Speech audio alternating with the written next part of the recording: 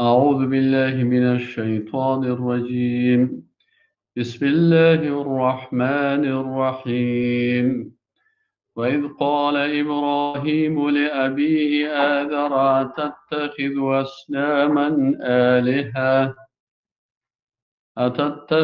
أصناما آلهة إني أراك وقومك في ضلال مبين. وكذلك نري إبراهيم ملكوت السماوات والأرض وليكون من الموقنين. بسم الله الرحمن الرحیم. سوره الانعام آیت 74. الحمد لله والصلاة والسلام على رسول الله صلی الله علیه وسلم و علی آله و صحبه اجمعین. دوستان عزیز، خواهران گرانقدر، برادران عزیز، السلام علیکم و رحمت الله و برکاته. در درس امروزی ما و شما در بحث سوم ما و شما خواندیم که مطلب اول دلایل قوی در مقابله با مشرکین بود و در مطلب دومی که امروز ما و شما سرش بحث میکنیم که بیان دلایل پیغمبرای قبلی و راز هدایتشان است.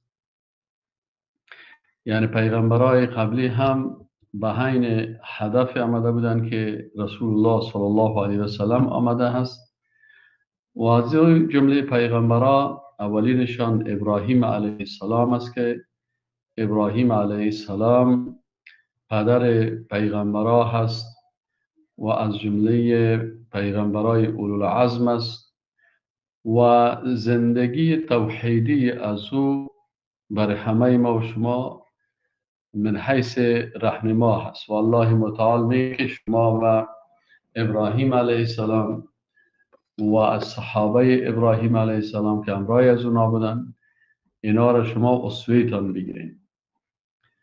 ابراهیم علیه السلام با امرای فامیل خود مشکل داشت. پدرش مشرک بیدین بود و به می قسم پادشاهی که در اون مناطق بود و بالاخره ابراهیم علیه السلام وقتی دعوت توحیدی را میکنه بسیار مشکلات را مواجه میشه که زندگی از او برای هر مسلمان یک درس بسیار قوی هست. الله متعال میگه اعوذ بالله من الشیطان الرجیم بسم الله الرحمن الرحیم. و اذ قال ابراهیم لابیه، و هنگامی که ابراهیم علیه السلام و پدرش گفت، پدرش آزر بود، آزر، اتتخذ اصناما آلهه. آل ابراهیم علیه السلام که از اهل توحید است صفات ازی بیان میشه که در مقابل دشمنای توحید چی موقف هایی داشت. یکی از دشمنای توحید که در مقابل ابراهیم علیه السلام سخت موقف گرفته بود پدرش بود که آزر نام داشت. ابراهیم علیه السلام به پدر خود میگه که اتتخذ اصناما آلهه. آیا توی مجسمه هایی که هیچ صلاحیتی ندارن و هیچ حرکت کردن نمیتونن، آیا این شما معبودانتان میگیرین؟ اینی اراک متر و قومت را میبینم فی ضلال مبین، در گمراهی آشکار. الله متعال میگه و کذالک نوری ابراهیم ملکوت السماوات و الارض. و به این شکل ما نشان دادیم برای ابراهیم علیه السلام ملک بزرگ آسمان ها و زمین را و لیکون من الموقنین، تا ای که از جمله انسان های با یقین باشند. یعنی ما و شما گفته بودیم که قرآن عظیم شان همهش درباره توحید است و درباره توحید اول اقسام توحید بیان میکنن، باز حقوق توحید بیان میکنن، باز لوازم توحید بیان میکنن. این سه چیز مربوط الله متعال است که ما وقتی به الله توحید داریم اقسام توحید بشناسیم و لوازم توحید بشناسیم و به می قسم حقوق توحید بشناسیم و 5 چیز که درباره اهل توحید است که معرفی اهل توحید و صفاتشان و قصه هایشان و نتایجشان در دنیا و نتایجشان در آخرت و 5 دیگه مربوط دشمنای توحید که معرفی دشمنای توحید، صفات دشمنای توحید و قصه های دشمنای توحید و نتایج توحید در دنیا و نتایج توحید در آخرت، که این تقریبا 13 چیز میشه. و آخریش باز نواقص و نواقض ایمان. نواقص او چیزهایی که ایمان ناقص میسازن، ضعیف میسازن، و او چیزهایی که نواقض یعنی چیزهایی که ایمان کاملا نقص میکنه و انسان از دایره ایمان میکشن. این مسائل چهاردگانه که مسائل چهاردگانه که در قرآن هست و قرآن همش درباره توحید هست. حالا در اینجا اهل توحید نشان میده که در مقابل دشمنای توحید، ابراهیم علیه السلام نمونه است از موحدین، از اهل توحید. اول الله متعال بر ابراهیم علیه السلام معرفی میکنه که الله متعال میگه و کذالک نوری، ما با قدرت خود و عظمت خود و جلال خود بر ابراهیم علیه السلام ملکوت السماوات و الارض، ملک آسمان ها و زمین بر از این نشان دادیم. قدرت الله در آسمان ها، قدرت الله در زمین، تا اینکه خود ابراهیم علیه السلام ولی یکون من الموقنین از جمله کسایی باشه که این 100% و ربوبیت و الوهیت الله سبحانه و تعالی و حکم الله سبحانه و تعالی یقین داشته باشه و هیچ جای شک به این نباشه. پس ابراهیم علیه السلام تربیه شده توسط الله سبحانه و تعالی. الله با قدرت و عظمت خود تمام این آنچه که از قدرت الله هست و جلال و عظمت الله هست و ملک الله هست، این بر ابراهیم علیه السلام نشان میده. حال ابراهیم علیه السلام اول در مقابل پدر قرار میگیره که پدر مشرک هست و دشمن توحید است، و بعد از او امرای دیگرها قرار میگیره که بعضشان ستاره پرست هستند، بعضشان آفتاب پرست هستند، بعضشان مهتاب پرست هستند. و ابراهیم علیه السلام با یقینی که داره، ببینید در اول بیان میکنه که ابراهیم علیه السلام الله میگه ما تربیه کردیم و برش نشان دادیم قدرت و با عظمت خدا و قدرت عظمت الله را در آسمان ها و زمین دید. به این خاطر ابراهیم علیه السلام از جمله کسایی است که یقین بسیار قوی داره. آل مناقشه میکنه ابراهیم علیه السلام، صفاتش بیان میکنه و طرز مناقشی از این بر ما و شما بیان میکنه که وقتی اینه در مقابل آفتاب پرستا، مهتاب پرستا و در مقابل ستاره پرستا قرار میگیره، ابراهیم علیه السلام امرای از اونا استدلال بسیار قوی میکنه تا شرکت چی کنه؟ با دلایل عقلی و با دلایل حسی و با تمام دلایل اونا را قناعت بده. ابراهیم علیه السلام الله متعال تعیین میکنه که از جمله کسایی هست که یقین بسیار قوی داره، لکن در جای استدلال ابراهیم علیه السلام نه و امرای از اونا استدلال میکنه و سخنهای از اونا را برشان میفهمانه. فلما جن علیه اللیل رأى کوکبا، در معرض مناقشه هست با امرای چی؟ با امرای ستاره پرستا. وقتی ستاره پرستا هست، وقتی که کوکب میبینه، ستاره را میبینه، قال هذا ربی، اینجا در معرض استدلال میگه که امی ستاره، امی به نظر شما رب ما هست، پروردگار ما هست؟ شما به این عقیده هستید که این رب ما هست؟ ابراهیم علیه السلام منتظر میمانه و اونا میگه بله ما ستاره پرست هستیم و ستاره در زمین مثل که ستاره پرست تا امروز جادوگرها با ستاره پرستی عادت دارن و تاثیر ستاره ها را در زمین بیان میکنه که ستاره تو آفتابی، ستاره تو آتشی هست. گپای جادوگرها کفریاتش از امی عقیده ستاره پرستا برای اینا مانده هست که او را تکرار میکنه. ابراهیم علیه السلام منتظر میمونه و میبینه که ستاره هست در آسمان و اینا را پرستش میکنه. فلما افل، چون این مردم همیشه ماده پرست هستن، میخواین که ستاره را بگه که اینو میبینیم اینی ستاره هست، این ما عبادت میکنیم. ابراهیم علیه السلام برای ماده پرست دلیل مادی ذکر میکنه و برش میگه که ببینیم فلما افل، وقتی که ستاره گم میشن، نابود میشن، از بین میره، روشنی میشه، قال ابراهیم علیه السلام لا احب العافلین، من این غروب شونده ها را دوست ندارم، چیزایی که غروب میکنن. هیچ میتونه وقتی که شما بچه‌ش میبینید و این وقتی غروب کرد رفت شما را کی کمک میکنه؟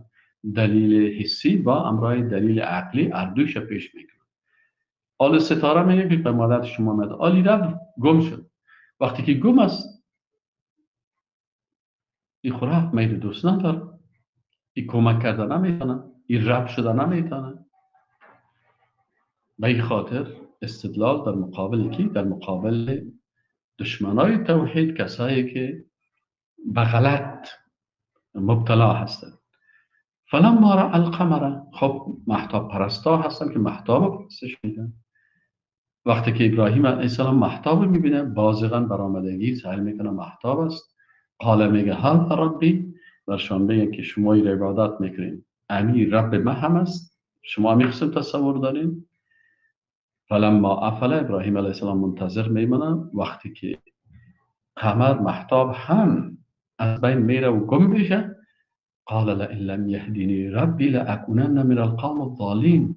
از اونا میگه که اگر رب ما که خالق آسمان ها و خالق ستاره و خالق از این محتاب است اگر مرا هدایت نکنم از جمله گمراه ها می باشم، من سر من هم راه را گم میکنین. این بسیار گپ غلط است. باز می سر آفتاب یک داد آفتاب پرستش میکنه. فلما رأى الشمس بازغة، وقتی که آفتاب رو میبینه که طلوع کرده. قال باز ابراهیم علیه السلام در حالت مجادله و مناظره و گفتگو هست. خب میگه هذا ربی هذا اکبر، این میگیم شما که رب من هست این بزرگ است.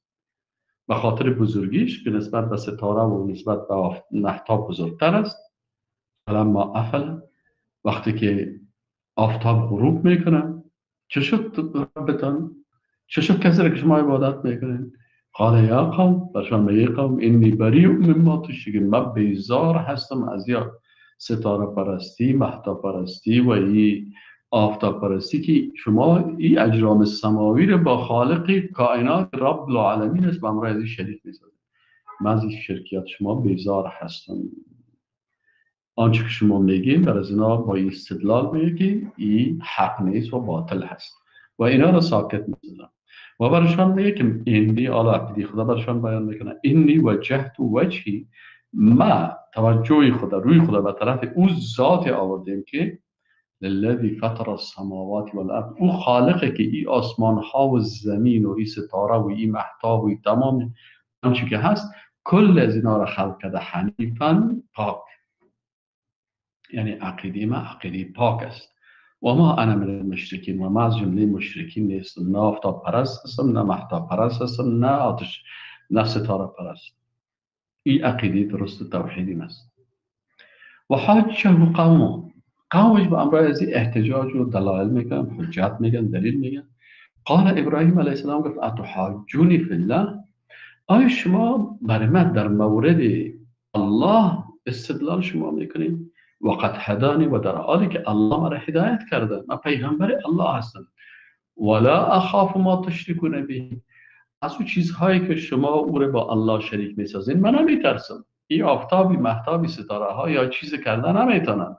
الا ان یشاء ربی شیئا، مگر چیزی که رب من پروردگار من که رب العالمین از واسع ربی کل شیء علما، علم الله سبحانه و تعالی وسیع از در بر گرفته همه چیزا. افلا تذکرون، چرا شما پند نمیگیرید؟ چرا از عقلتان استفاده نمیکنید؟ چرا از فکر و اندیشیتان استفاده نمیکنید؟ و کیف اخاف ما اشرکتم، و همه چطور بترسم از اون چیزایی که شما با الله را شریک ساختید. ولا تخافون انکم اشرکتم بالله ما لم ينزل به علیکم سلطانا، و در حالی که شما نمیترسین از او ذاتی که به او امرای از او به الله شما شریک ساخته، چیزهایی را شریک ساختین، شما هیچ دلیل و هیچ حجت و هیچ سند ندارید. هیچ سند شما ندارید. پیش ما صحائف هست، پیش ما خود احکام الهی است، شما هیچ حجت و دلیل ندارید. فأی الفریقین احق بالامن، ابراهیم علیه السلام میگه که پس کدام از این دو فرقه، ما یا شما، کدام ما در امنیت هستیم؟ این کنتم تعلمون، اگر شما بدانید. الذين آمنوا مؤمنان واقعی الله متعال کسایی هستند که ایمان آوردن و لم یلبسوا ایمانهم بظلم، ایمان خودم مختلط نکردن با امرای ظلم که شرک است. مؤمن واقعی کسی است که ای وقت ایمان آورد ایمان خودم با امرای شرک خلط نمیکنه. اولئک امی گروه مردم لهم الامن و هم مهتدون، امن بر از اونا امنیت و آرامش فکری هست، فکرن کاملا آرام و راحت است و هم اونا در هدایت هستند.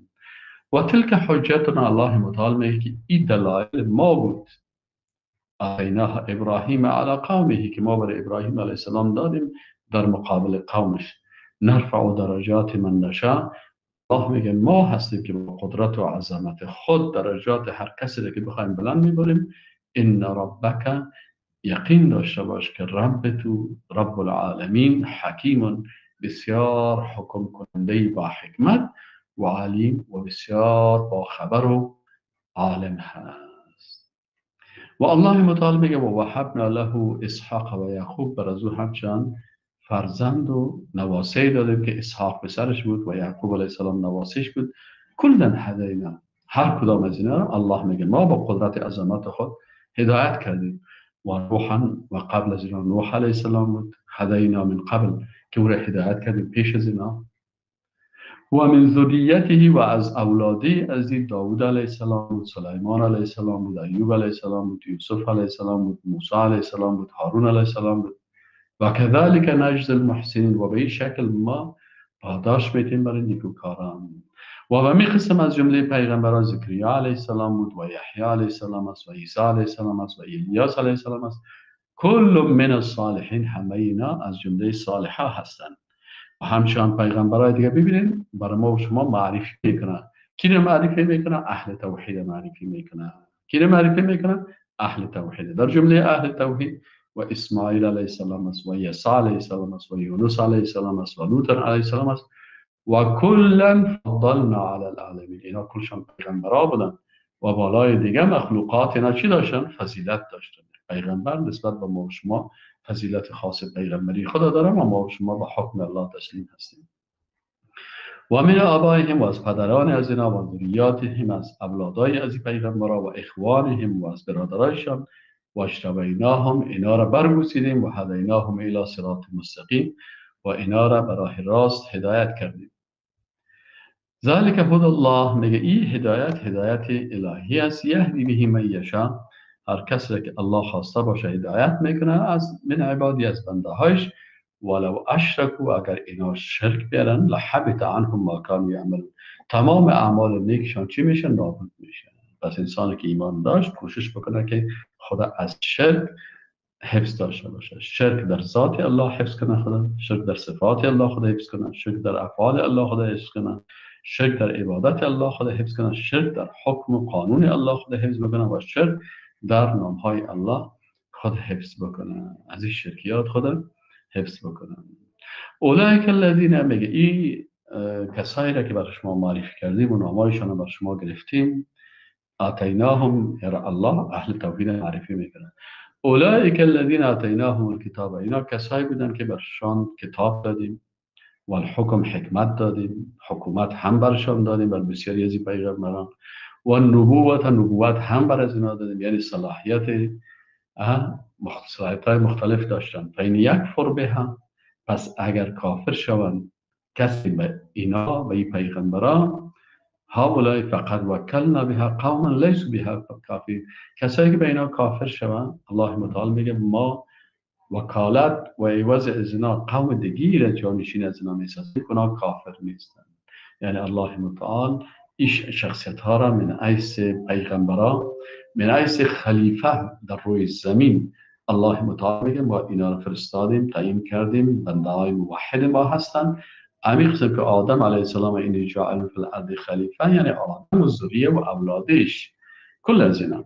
بناهن وقت کسایی که از اونا اطاعت میکنه خوب، کسایی که مخالفت میکنه الله متعال از اونا خلافت خدا میگیره و به قوم دیگی که اونا کافر نیستن بر از اونا امی هدایت و خلافت و حکم نصیب میکنه. اولئک الذین هدی الله، الله متعال میگن شناخت اینها را اهل توحید شناختی، پس اینا کسایی هستن که الله اونا را هدایت کرده و به خدا هم مقتدی به هدایت از اینا. ببین که چه صفات داشتن، این صفات از اینا را شما هم داشته باشید.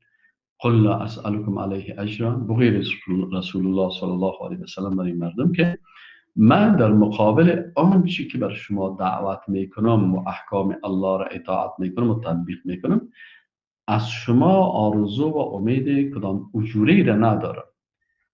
این هو الا ذکر للعالمین، آنچه که من برای شما از توحید بیان میکنم و احکام الله را بیان میکنم، این در حقیقت یک پند است و عبرت است و درس است برای مخلوقات.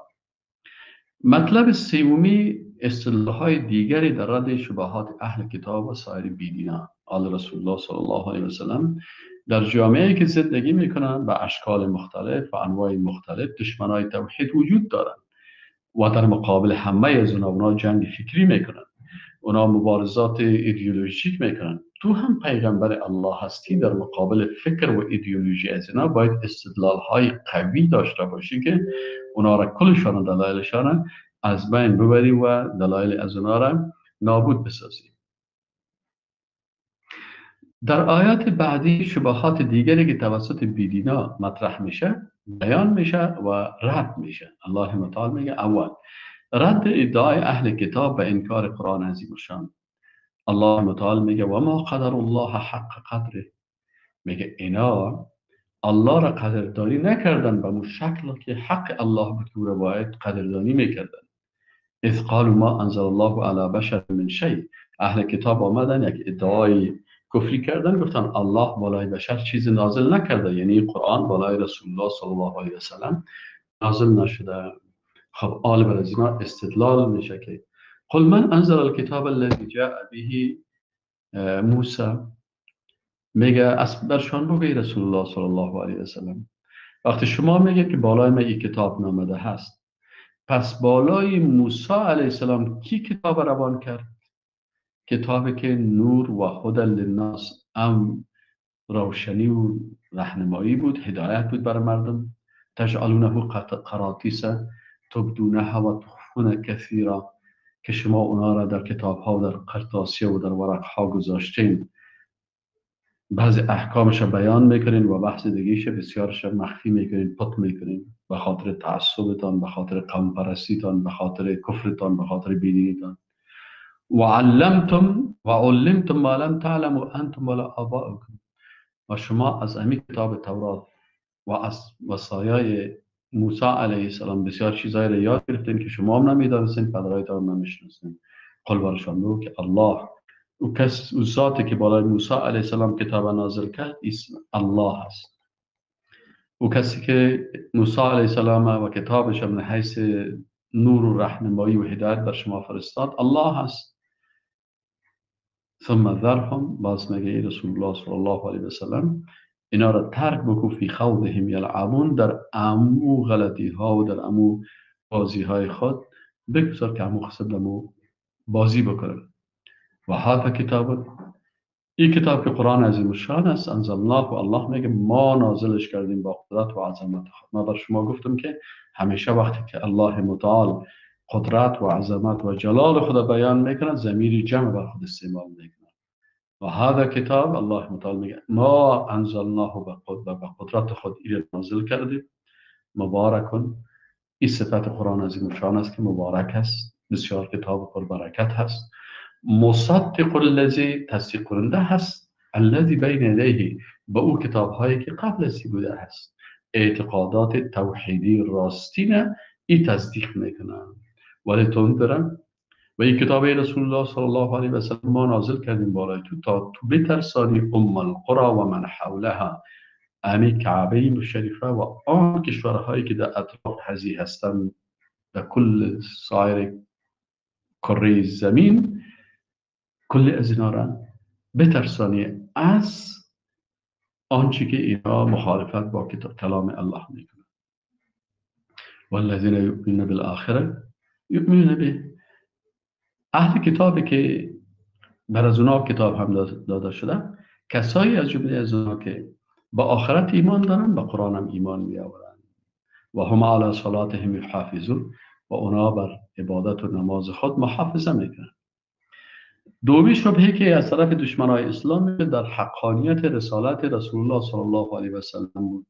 الله متعال شبهشان از ذکر میکنه و ردش از ذکر میکنه. الله متعال میگه و من اظلم و کیست ظالمتر ممن افترى علی الله کذبا، نسبت به کسی که بالای الله و دروغ افترا میکنه، تهمت میکنه.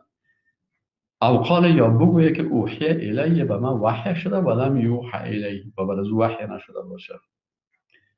و من قال یا کسی که مثلا بگه انزل مثل ما انزل الله، که ما اتو کتاب بر شما نازل میکنم همون قسم کتابی که الله نازل کرده. یعنی پیغمبر معصوم است و پاک است و سخنای غلط نمیگه، ادعای ناقی نمیکنه، بلکه آنچه که بالای پیغمبر نازل شده از جانب الله است. و کسایی که با امرایزی مخالفت میکنن، الله متعال میگه ولو ترى، و وقتی که ببینی اذ ظالمون، ظالمان را در حالتی که فی غمرات الموت، که در حالت سکرات مرگ هستند، جان کندن. و الملائکه باسطوا ایدیهم، و ملائکه دستای خود برای قبض کردن روح از اینا بست دراز میکنن. اخرجوا انفسکم، بکشید روح هایتان را، الیوم تجزون عذاب الهون، اونا برشان میگه که امروز بر شما عذاب بسیار توهین کننده برتان داده میشن، بما کنتم تقولون علی الله غیر الحق، به خاطر از که شما بالای الله سخنای غیر حق میگفتید و کنتم عن آیاته تستکبرون، و شما کسایی بودید که بر آیات الله تکبر میکردید. شبه سومی از اینا در مورد قیامت بود که اینا باز میگن که نه، قیامتی وجود نداره و وقتی که مردیم یعنی قسم مثل دیگه حیوانات وار مردار میشیم و میریم. الله متعال شبهشون و رد میکنه شبهشون، میگه که ولقد جئتمونا فرادا کما خلقناکم اول مره، یقینا که شما فعل ماضی برای استقبال در قرآن عظیم الشان در مسائل اعتقادی استعمال میشه، که یعنی سخنی که در او هیچ شک نیست. میگه شما میایین پیش ما فرد فرد، کما خلقناکم اولا، اونم قسم شما میایین در روز حشر میشین، مثل که روز اول از مادر پدر برهنه لوش بی لباس به همه چیز حشر شدید. اما قسم الله باز شما را دوباره به اول که خلق کرد باز شما را دوباره خلق میکنن.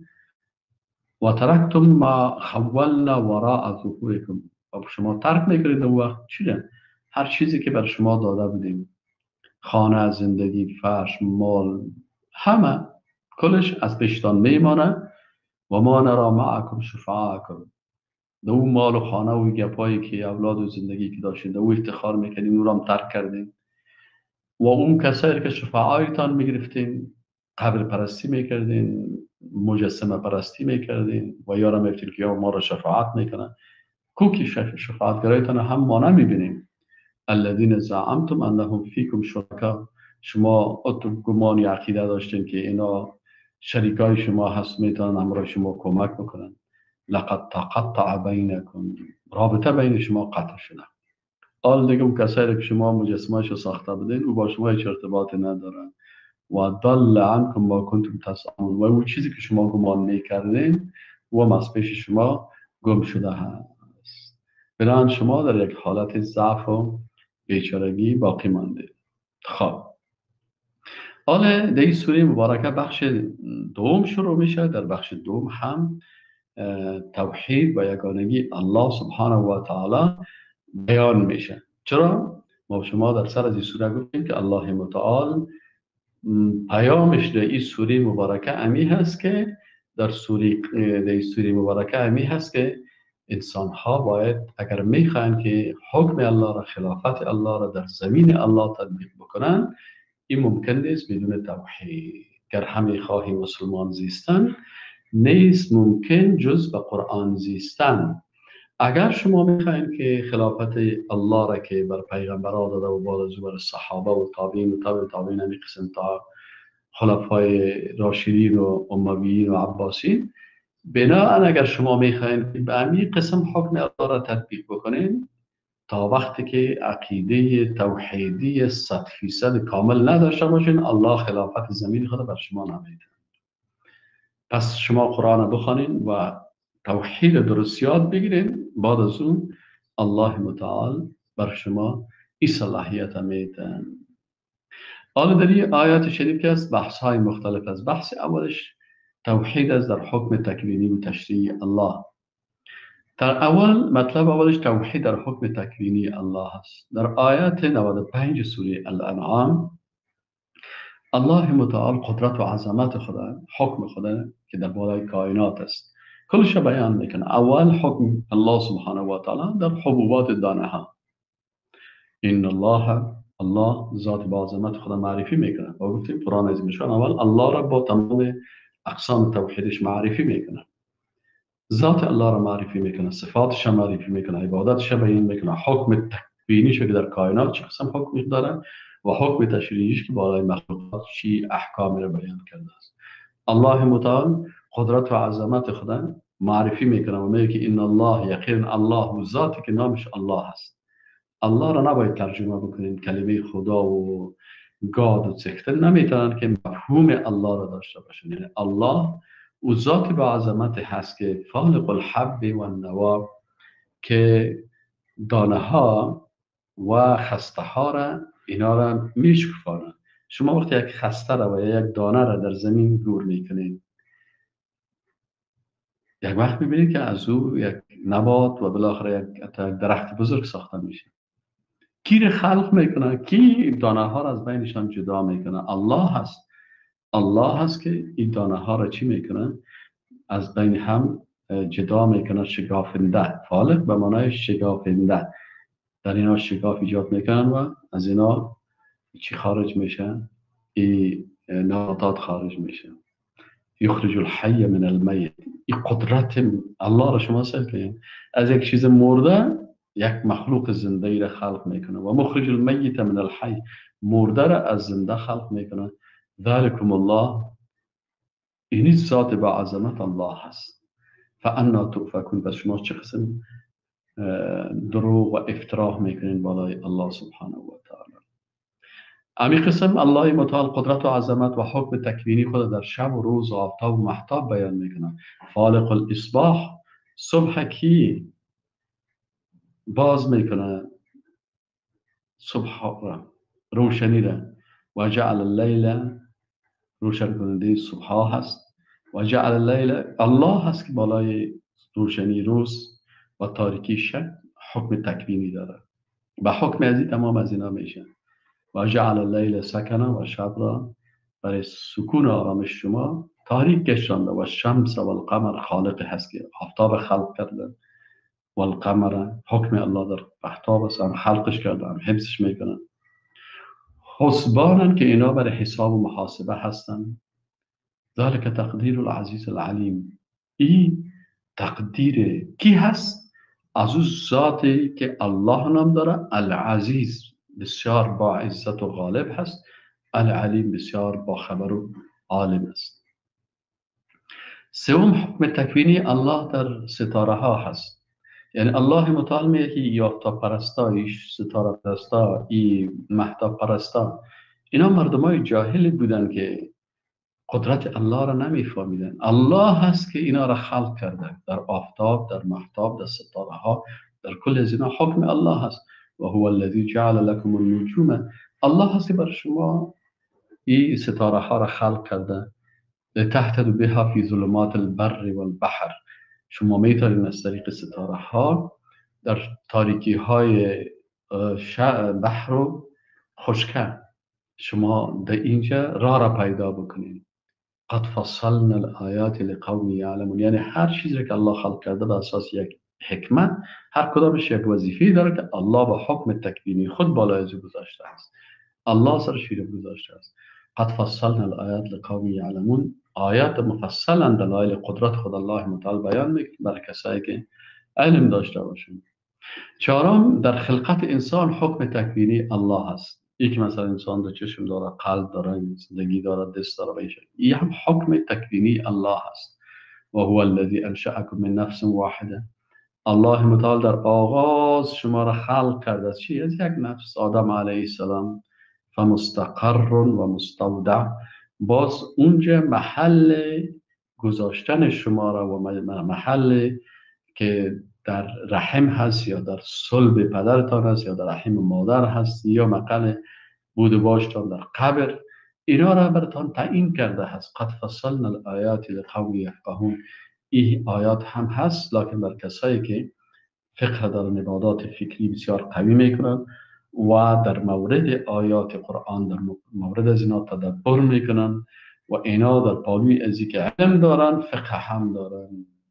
یعنی فقیه کسی هست که در قرآن و سنت زیاد عقل خدا و فکر خدا و تدبر خدا در اینجا به کار میبرده تا که حق درک بکنه و بفهمه، تا فکر خدا مطابق قرآن بسازه. و ما شما تفسیر فکری و اعتقادی بر زمین میخواهیم که فکر خدا و اعتقاد خدا مطابق آیات قرآن که الله بر ما تعلیم داده هست سر ازی تفکر و تدبر میکنیم و ازی عقیده خدا جور میکنیم. همین قسم پنجمی حکم تکوینی الله در نزول آب است. اینجا ما شما ببینیم که الله متعال میگه که آب وقتی که از آسمان نازل میشه با قدرت کی هست؟ با قدرت کی هست؟ شما درباره ازی تفکر کردیم؟ و هو الذی انزل من السماء ماء. الله ذاتی است که از بالا آب نازل کرده. ابرها در تصرف کی است؟ در تصرف الله هست. بالای ابرها حکم کی هست؟ حکم الله هست. فاخرجنا به نبات کل شیء. توسط امی باران، توسط امی برف، توسط امی چیزی که از آسمان از ابرها میاد، اینجا نباتات هر چیزی بیرون میشه. فاخرجنا منه خضرا. سبزیجات، چیزهای سبز خارج میکنیم. نخرج منه حبا متراکبا. از جمله از اونا دانه های مثلا حبوباتی که متراکم هستن با هم گرد هستن. و من النخل، و از جمله چی هستن؟ و من النخل، و از درخت خرما، من طلعها، از میوه های از اون، قنوان دانیه، و خوشه های بسیار خوب به شکل خوشه ها هست میوه های درخت خرما، دانیه نزدیک، و جنات، و باغ ها هست من اعناب، از انگور و زیتون و رمان انار، مشتبه و غیر متشابه. بعضشان با بعض مشابهت دارن در لذت و شیرینی خود، بعضشان مشابهت ندارن. انظر الى ثمری، به این ثمرات میوه ها شما سل کنید. این دست مرا وقتی که اینا حاصل میتن و ینعه، شما به طرف از این میوه ها در حالت خامش هم سل کنید. چه قسم خام است و چه قسم پخته میشه، چه قسم فندق میکنه، چه قسم کل از اینا شگوفه خام بالاخره پخته. کل از این فی ذالکم، در تمام از اینا چی هست؟ میگن لآیات، دلایل قدرت الله هست. برای کی؟ لقوم یؤمنون، برای قوم کسانی که ایمان دارند. مطلب دوم، توحید در حکم تشریع الله را بیان میکنن. الله متعال وقتی قدرت و عظمت خدا در حکم تکوینی خود بیان کرد که الله حکمش بالای تمام مخلوقات است. اگر نباتات است، اگر حیوانات است، اگر دیگر مخلوقات است، آفتاب و محتاب، سیارات و نباتات و حیوانات، با کل از اینا حکم تکوینی الله هست. برای انسان ها حکم تکوینی الله هست. به می شکل آل حکم تشریع خدا الله متعال بیان میکنه که در سوره انعام در آیت 100 اول الله متعال میگه که در حکم تشریع الله شرک باید نباشه، توحید هست. و ما شما گفتیم که حکم تشریع الله تقریبا 12 بخش داره. نظام تشریع، نظام اعتقادی هست. اول نظام اعتقادی هست، باز نظام عبادات هست، نظام سیاسی هست، نظام قضایی هست، نظام اقتصادی هست، نظام مالی هست، نظام تعلیمی و تربیوی هست، نظام ثقافتی و فرهنگی هست، نظام اجتماعی هست بر جامعه و نظام اخلاقی هست، نظام دعوتی بر دعوت هست و نظام جهادی برای جهاد و مقابله با دشمنان اسلام. این نظام های تشریع الله هست. در نظام اعتقادی اول که هست، که نظام اعتقادی رو بیان میکنه، رد شرک است. شرک جنها و انسان ها. و جعلوا الله متعال میه و گردانیدن لله به امرای الله شرکاء الجن و خلقهم. میگه اینا به امرای الله شریک ساختن جنها را. بعضیا جن پرست هستن، تصرف و قدرت بر جنها میتن. الله متعال میگه و خلقهم، این جنها را الله خلق کرده، یا مخلوقات الله هستن، یا مالک متصرف آسمان ها و زمین و هیچ چیز نیستن، مخلوق هستن خودشان. و خرقوا له بنین و بنات. بعضی کسای دیگه شرک کردن، برای الله پسران و دختران گفتن بغیر علم. این به اساس چی گفتن؟ به اساس جهالت گفتن. کفرشان کفر جهل است. سبحانه و تعالی عما یصفون. الله پاک هست از این صفات منفی که اینا برش میتن، و عالی مقام است از آنچه که اینا بر از اون نسبت میتن، اما یصفون از آنچه که توصیف میکنن. دوم توحید ذات بیان میکنه و توحید افعال. ببین اقسام توحید الله متعال بیان میکنه. بدیع السماوات والارض، این توحید چی هست؟ توحید ربوبیت الله هست. خلق کننده آسمان ها و زمین، نگهدارنده آسمان ها و زمین، حفظ کننده از آسمان و زمین و از بین برنده آسمان و زمین کی است؟ الله هست. الله هست که زمین و آسمان از هیچ خلق کرد. بدی یعنی به شکل خلق کرده که مثال قبلی آسمان و زمین نبوده. الله متعال با قدرت و عظمت خودی را خلق کرده. وقتی خالقی که با این عظمت و بزرگی هست که آسمان و زمین از هیچ خلق میکنه، این نیکون له ولد، از کجا میشه برای الله فرزند پسر داشته باشه؟ ولم تکن له صاحبه، الله همسری اختیار نکرده، همسری نداره. و خلق کل شیء، تمام مخلوقات الله هست. چطور شما میدن مخلوق الله را به امرای الله شما یکسان بدانید؟ آیا کامپیوتر که شما ساختید مثل شما هست؟ میشه از کامپیوتر را همسر بگیریم؟ این مخلوقی ساخت شما هست. کامپیوتر، این موبایل، این مخلوقات که هست، انسان ها، اینا مخلوقات الله هستن. اینا صفات مخلوقی دارن. چطور میدونن که یا فرزند یا همسر یا نزدیک به الله باشن؟ الله دارای عظمت، قدرت و صفات خاص خود هست و تمام اینا رو خلق کرده و هو بكل شیء علیم. الله به هر چیزی بسیار عالم است.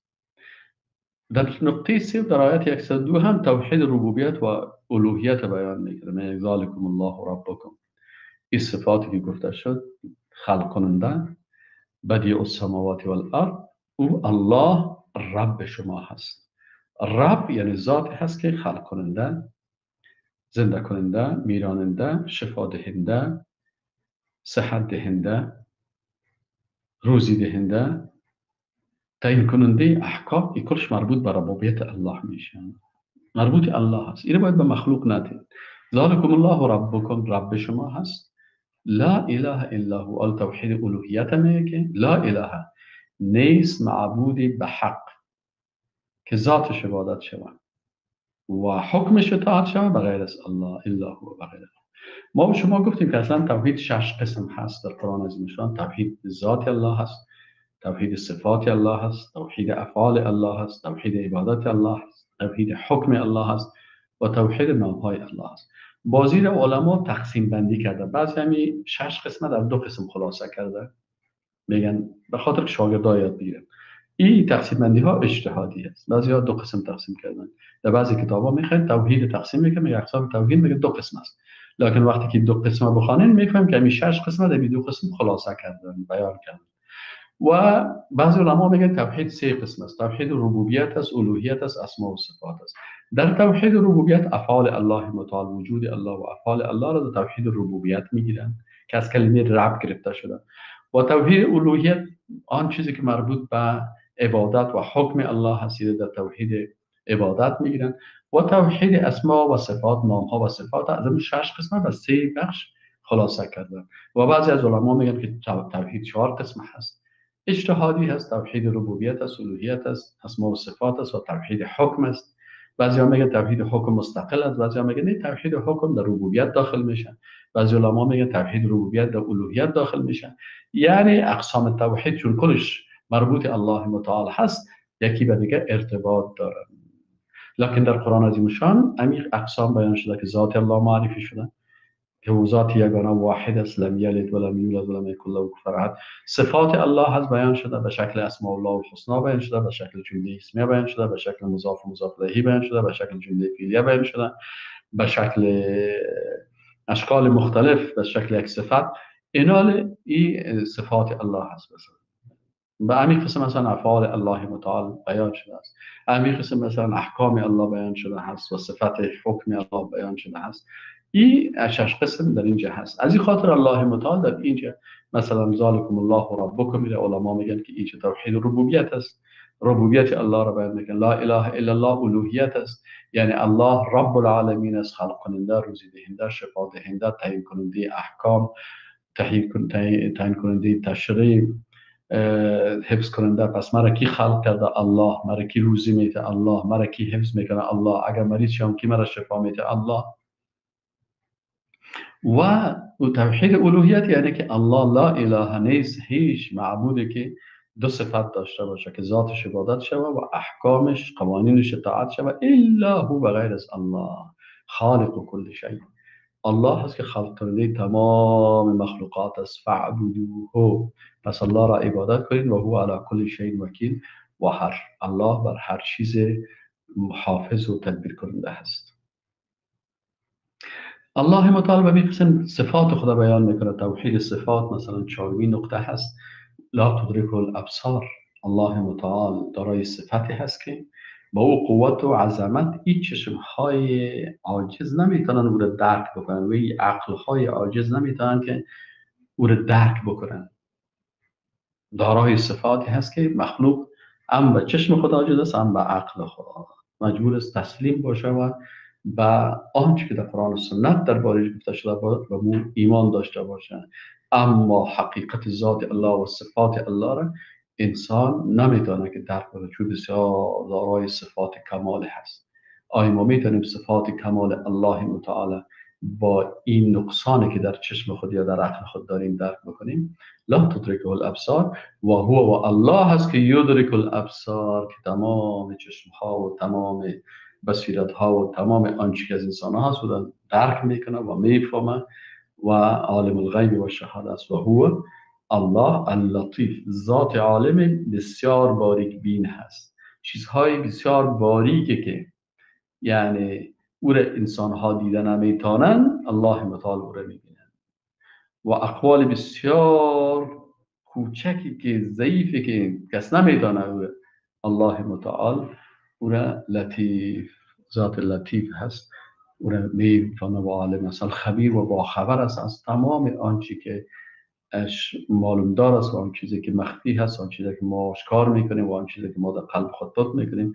الله بر همه عالم خبیر هست، باخبر است. حالا الله متعال وقتی که توحید بیان میکنه و اقسام توحید بیان میکنه، دعوت میکنه انسان ها را به طرف چی که شما باید با بصیرت، یکی به چشم است که یکی باید بصارت است، حس باصره هست، و یکی بصیرت است با نظر عقل. شما تمام این حقیقت ها را باید متوجه شوین. قد جاءکم بصائر من ربکم، یقینا که بر شما چیزهای روشن از جانب ربتان آمده است. فمن ابصر فلنفسه، پس کسی که این حقیقت ها را میخواهد درک بکنه و تسلیم حکم الله باشه، منفعتش به نفس خودش است. و من عمی، و کسی که خود به نابینایی زده با وجود از اینکه چشم داره، فعلیها، چشم داره، عقل داره، چشم روی داره، چشم قلب داره. پس کسی که خدا بصارت و بصیرت خدا کلش چی میکنه؟